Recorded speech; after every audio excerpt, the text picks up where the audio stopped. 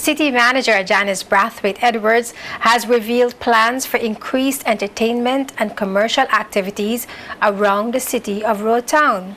Sean Rose tells us more.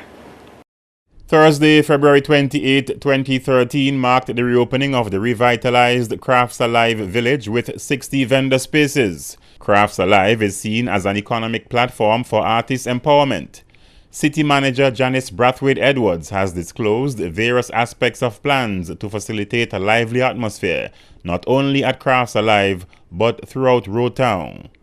I actually have volunteers actually sitting in at Crafts Alive on the weekend and actually doing, musical renditions, some solo, some groups coming in there on their own, just asking for permission to actually do something within the confines of Crafts Alive. So that's also helping those vendors, which we in turn hopefully will start opening a little later.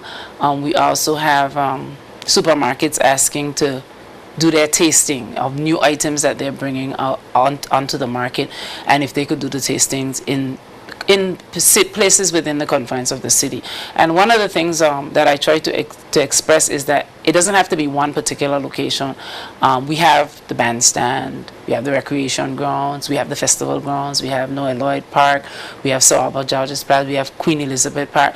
And so what we're trying to do is see how we could mobilize the city in its widest sense, so that people, are out and doing activities. I wanted to come to a situation where on a Friday evening, you gotta make a conscious decision as to which area you're gonna be in, because the city will be so alive. Making it happen in the city. We don't have to be outlandish, but we just need to make things happen. Things of a different nature.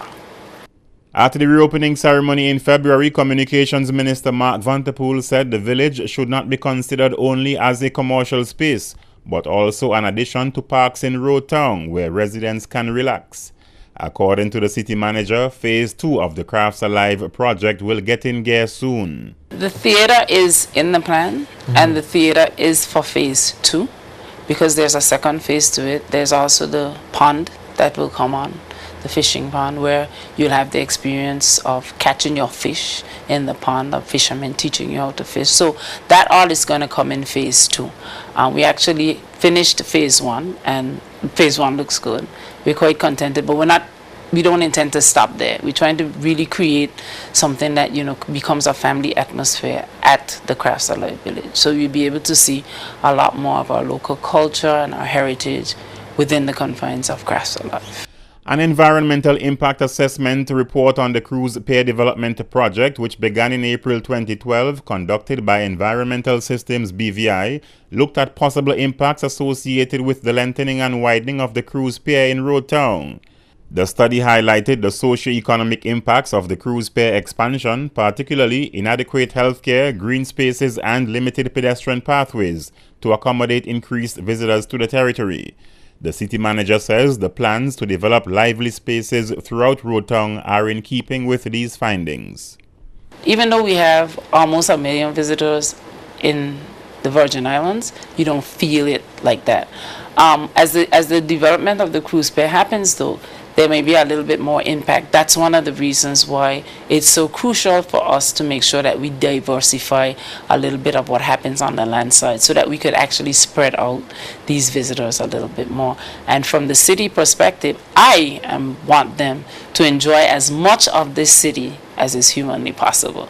So yes, we have to plan how we're going to do that, how we're going to create entertainment spots in other places than the normal spots, and how we can get businesses to do what they've started to do, come outside, do some things that are a little different, so that we could create a city that's very vibrant and that is something different from the rest of the region.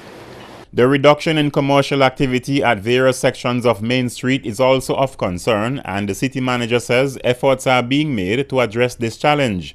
However, anyone who walks along Main Street will admit there is a constant battle for space between pedestrian and vehicular traffic. People who do business on Main Street are concerned that cars are parked on Main Street basically all day. So that also prevents people who would probably want to run in, pick up something, and come back out. As I became the city manager, it wasn't even a month I was sitting in a chair. I actually have 3 proposals on my desk that our proposal for people with parking garages. Something that I think that the ministry is eventually going to consider, making parking garages. And I can actually say one of the areas that they're looking at right now is actually a parking lot right now, but extending it up to 6 stories high, so that we could park and walk within the confines of the city. Janice Brathwaite Edwards also says that while considerations are being given for the construction of multiple floor parking facilities, expectations are that such a facility would be aesthetically pleasing and incorporate commercial spaces, and also take into consideration the need for adequate sidewalk space for pedestrians. Sean Rose, JTV News.